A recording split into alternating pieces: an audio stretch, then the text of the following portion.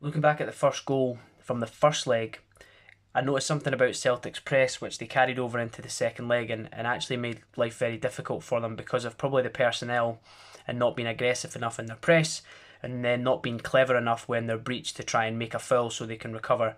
So this is the first goal where the centre half steps out. Maeda is pressing from here and the ball goes into Wembangomo. Now, at this point, Rogic is on their deepest central midfielder. Jota is in this position here quite high up on the left hand side. O'Reilly here and McGregor is picking up in this area. So at this point they're set up fairly well. However, in the past when Celtic have pressed, Jota would actually be tucked in a lot more in this position here in like a 4. So they've got this quite a solid 3. So if they are breached, there's extra players in the middle. But Jota stayed high in this area. Now when Abada goes across, he does go in too quick, and if they've done preparation before the game, they'll know when Bangomo is right footed. So he shows him inside. He then drives into the middle of the pitch. That allows the left central midfielder then to push forward. Now at this point, as players are starting to recover, O'Reilly moves all the way across into this area to try and get back and support McGregor. Now the ball moves off wide and eventually ends up at Pellegrino down this side here. So as the play progresses, you've got O'Reilly and you've got McGregor, and then you've got Veltison who drops into this massive space here. Rogic is moving back with his central midfielder who's not looking to join the attack. He's just the deepest player, probably looking for any turnover transitions. But we get into this position, the left central midfielder from them makes a really great run into this area, because as he does that, even though Celtic had the numbers on this side, positionally it wasn't a great position to be in, because there was this massive space in this side to exploit, and then the ball gets switched into this position. They then combine and get in behind for the goal. However, the setup from the beginning and as soon as they're breached was all wrong, and Jota was too high up the pitch, and you can see him scrambling back the run from before. So it was a different setup, and with the personnel that were on the pitch, it didn't quite make sense to me why they were doing that, and you could see that pattern carried on from the rest of that game and also into the second leg as well. So Bodo Glimt, with their setup, slightly different. They left a man free, usually their deepest central midfielder. And what they did for Cal McGregor was they got their main striker, Espejord, to drop into this position here. Now, he didn't drop always behind McGregor to pick him up, but he would stay in a position like this and just constantly check his shoulder and try and cover to stop McGregor getting on the ball. Now, the two wide players, what they did is they came into these areas here and they made it really narrow and really tight, anticipating that the fullbacks would invert, as Celtic do, and making it difficult, and then they were trying to force those passes inside because that's where they had players to then pinch the ball back. It was a really good tactic and it worked really well. Celtic did and could have probably exploited it more with the space down the side if the tempo of the passing was quicker. A few times Taylor would come inside, then move out very quickly. Now this space for then the central midfielder to get to can be really difficult. So when he gets the ball here, usually I think it was Veltison, was arriving quite late. Big distance for Hagen to cover, so then O'Reilly could get on the ball, they could then turn, play Jota, and Celtic got quite a lot of success down that left hand side. However, going back to look at the setup, quite often they found it really difficult because the tempo of the passing was really slow. Even if when Bodo Glimt got breached, what they started to do was there was a point where O'Reilly got the ball clipped out to him here, he popped it back inside, and as Taylor came inside, he just got filled right in this part of the pitch. Unlikely to pick up a booking, stops the flow, stops Celtic getting out, and then they can reset. So I was actually really impressed by what they did in terms of how they stopped Celtic playing out, and even if they were breached, they were quick enough to recover and also just make clever fouls to stop the flow of the game. So the second goal that Bodo scored in the first leg probably should have highlighted to Postecoglou that this way of pressing and Rogic trying to fulfil this role wasn't working. What happened is Maeda initiates the first press, so they're trying to force Bodo down the right hand side. However, already Rogic has travelled this side of the pitch and he's walking back in. Hagen drops in to get the ball and Rogic is already about 5 yards off him. Hagen's first touch, he sort of just turns it and swivels a little bit into middle, and it stops Rogic, it slows him down, and then he has to restart his run again. But by then, he's already put his other teammates in a difficult position. Jota is covering this space here, but is anticipating the ball going wide, so actually steps into that area, which leaves a space in here. O'Reilly then steps towards the ball, but knows as soon as he does that, Veltison moves right to drop in here and gets on the ball. He then moves the ball wide into this area and makes a forward one. O'Reilly tracks back, but again, as he then goes, Solbekson goes 1v1 and goes past Taylor. It's a really good example of just showing you, despite numbers you might have in the box, it's the runs and positions and attacking the space that makes a difference. It's a great run across the front area into here, a great little touch into Pellegrino and finish. But it all stems back from that initial press and Rogic being too far away and not pressing aggressively enough on his man.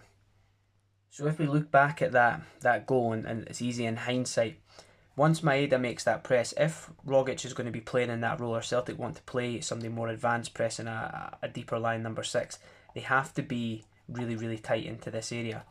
Then if you go back and look at the clip, McGregor is in this position here, marking, and again, picking up the men, it's quite irrelevant when the ball's on this side. He needs to be covering the space, because if that still played out as before and McGregor was across, okay, and O'Reilly got into this position, there's a chance with Rogic dropping back into here, McGregor sliding across one, O'Reilly could go to the ball and McGregor could come across in here.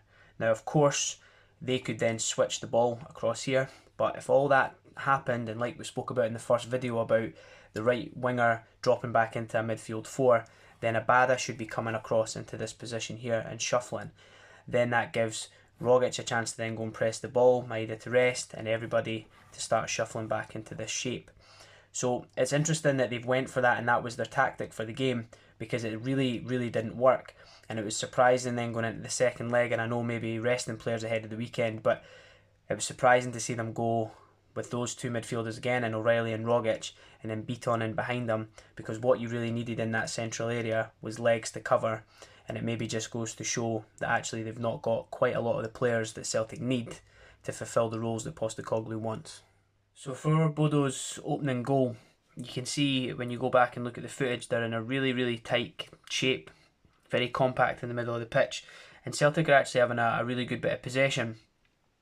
2 or 3 phases before, Welsh actually plays a really good ball, opens up his body, plays it down to the right hand side, and Celtic get a good opportunity to go and attack. This time as the ball comes to him from Starfelt, Pellegrino starts to press and go in. Now, Starfelt should probably drop off so that he can go back in here and then potentially work the ball out wide. Scales is inside at this point, Ralston's in here. Welsh's positioning means he can't really open up and go wide again, just by where he's positioned on the pitch. So he looks to go inside, but as he takes that first touch and he's getting pressed, you can see that Bodo are ready to jump and press on Beaton. As he goes in, it could arguably be a foul. Nobody really touches the ball, and then it breaks in here. Then of course it goes into an attack and a wave of an attack as the ball's carried forward. As it gets up into the final part of the pitch, Scales actually recovers really well, and as the ball's worked towards him, the problem he has here again is he drops off, he gets low, but he shows him inside, which again, so back in, that's left footed.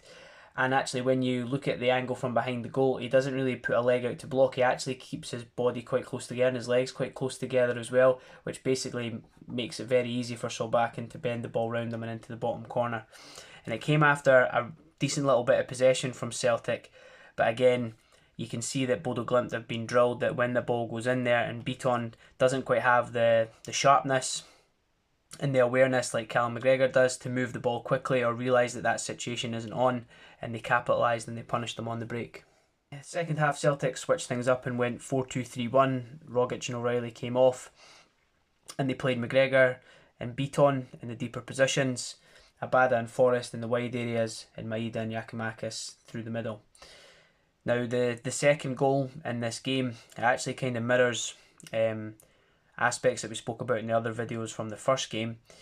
Celtic are in a decent position, and actually you can see McGregor pushing on Forrest at this point as Giakoumakis goes to press, probably anticipating the ball might come into the wide area. It actually gets bounced into the central position to Hagen.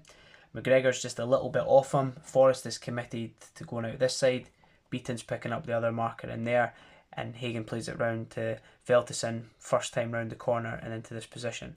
So that pass already takes most of the Celtic midfield out of the game. Now, as they progress back and as that attack goes forward, Veltesson carries the ball up into this area, and actually Starfelt steps out to engage with them. Beaton is actually recovered at this point into this position here.